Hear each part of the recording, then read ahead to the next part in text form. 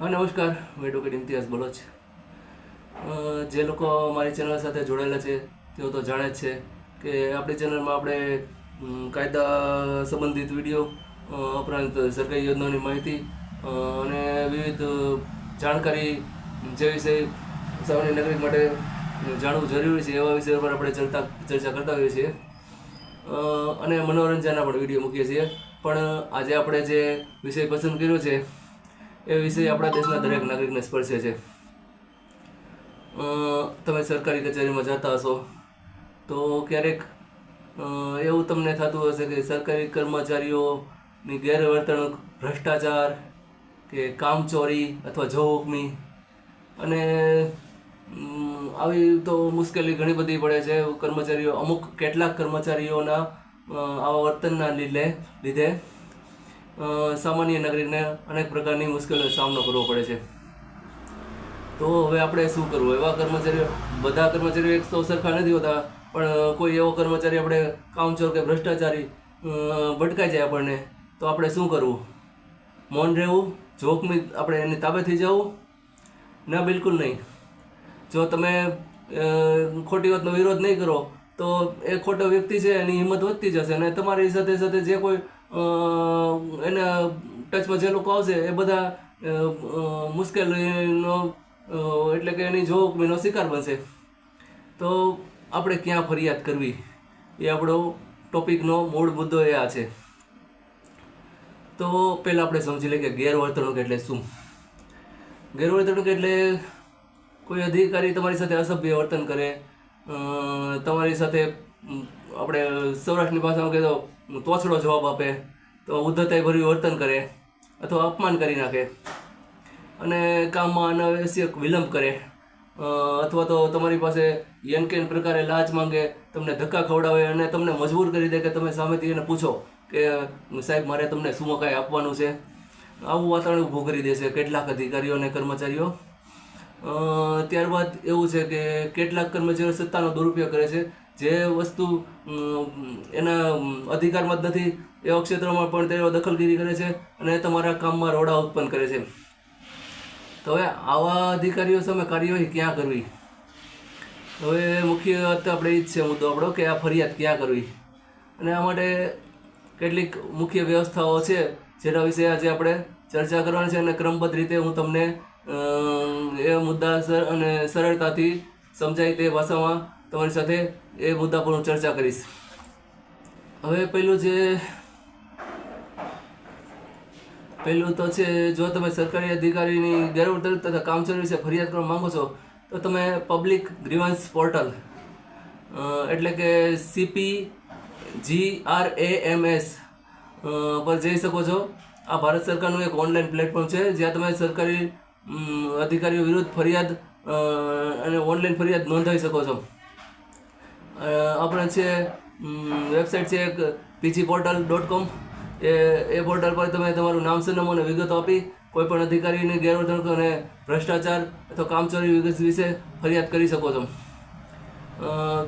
આ ફરિયાદ તમે કરો ત્યારબાદ તમને ટ્રેકિંગ નંબર મળે છે, જેનાથી તમે તમારી જે ફરિયાદની કાર્યવાહી ક્યાં પહોંચી છે તેથી પણ તમે વાકેફ રહી શકો છો। હવે બીજો મુદ્દો છે આપણો ભ્રષ્ટાચારનો। ભ્રષ્ટાચાર એટલે મેં તમને કીધું કે તમને કોઈ કર્મચારી એટલા મજબૂર કરી દે કે તમે સામેથી જઈને પૂછો કે સાહેબ મારે તમને શું દેવું, અથવા તો તમે કેટલાક અધિકારીઓ એટલા બેશરમ હોય છે કે તમને એવું કહી દે કે સાહેબ તમારે પૈસા દેવો, કે ભાઈ તમારે પૈસા દેવા પડશે નહીંતર તમારું કામ નહીં થાય। હવે આવા જે કર્મચારી કે અધિકારી છે એની માટે આપણે એક છે સેન્ટ્રલ વિજિલન્સ કમિશન એટલે કે CVC અથવા તો સ્ટેટ વિજિલન્સ કમિશન, જ્યાં તમે ફરિયાદ કરી શકો છો અને તેની વેબસાઇટ છે cvc.gov.in। અહીં તમે ઓનલાઈન ફરિયાદ કરી શકો છો। આ ઉપરાંત એન્ટી કરપ્શન બ્યુરો જે દરેક શહેરમાં અને જિલ્લામાં કાર્યરત હોય છે ત્યાં પણ તમે તેમને પણ અરજી આપી શકો છો અને આવા ભ્રષ્ટાચારી અધિકારીઓ અને કર્મચારીઓના તમે એને કંટ્રોલ કરી શકો છો। હવે ત્રીજું છે અધિકારીની જોહુકમી, એટલે કે પોતાના જે અધિકારો છે એનું ઉલ્લંઘન કરીને કોઈને હેરાન કરવાના ઈરાદાથી અથવા તો પોતાનો પાવર દેખાડવા માટે તમને દબાડવા, ધક્કા ખવડાવવા, ગેરમાર્ગે દોરવા, આવું જે તમારી સાથે થતું હોય તો એની માટે લોકાયુક્ત અથવા લોકપાલની જે નિમણૂક સરકારે કરેલી છે તેની વેબસાઇટ છે lokaયુkt.gujarat.gov.in. અહીં તમે ફોર્મ ભરી અથવા પોસ્ટ દ્વારા ફરિયાદ મોકલી શકો છો. અને લોકપાલ કેન્દ્રીય સ્તરે અને તેની જો તમારે કોઈ ફરિયાદ હોય તો એની વેબસાઇટ છે lokpal.gov.in. આ વ્યવસ્થા ખાસ કરીને ઉચ્ચ અધિકારીઓ કોઈ પ્રકારની ગેરવર્તણૂક અથવા ભ્રષ્ટાચાર કરે તો એમની વિરુદ્ધમાં કાર્યવાહી કરવા માટે આ લોકપાલને ફરિયાદ કરવી. હવે ચોથું છે RTI એટલે રાઇટ ટુ ઇન્ફોર્મેશન, એટલે કે માહિતી મેળવવાનો અધિકાર. જે દરેક નાગરિક છે એમને આપણે એક કાયદા હેઠળ જોગવાઈ મળી છે RTI રાઇટ ટુ ઇન્ફોર્મેશન 2005, એટલે કે માહિતી અધિકારનો કાયદો 2005. એ નીચે તમે કોઈ પણ અધિકારી વિરુદ્ધ કે તેમની કામગીરી કે ગેરવર્તણૂક બાબત અથવા કોઈ સરકારી ગ્રાન્ટ અથવા કોઈ રોડ રસ્તાના કામકાજ અથવા કોઈ પણ સરકારી વિભાગ સામે તમે RTI કરી શકો છો.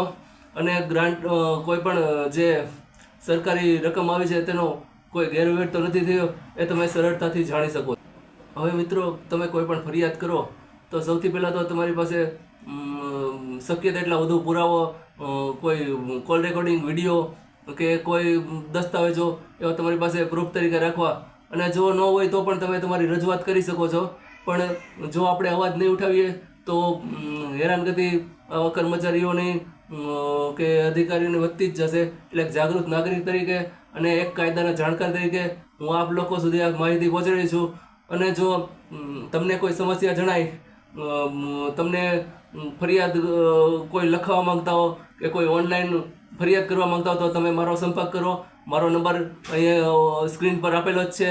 અને અમરેલીમાં તો લગભગ બધાને ખબર છે કે એક નાના સામાજિક કાર્યકર્તા તરીકે અને એક કાયદાના જાણકાર તરીકે મેં અગાઉ પણ ઘણા અધિકારીઓને અને કર્મચારીઓને કાયદાની મર્યાદામાં રહીને એમની શાન ઠેકાણે લાવી છે. અને ભવિષ્યમાં પણ આપણે એ કામ કરતા રહીશું. એટલે કોઈ પણ મુશ્કેલી હોય તો મારો ચોક્કસ સંપર્ક કરવો. આભાર. Thank you. નમસ્કાર. જય હિન્દ, જય ભારત.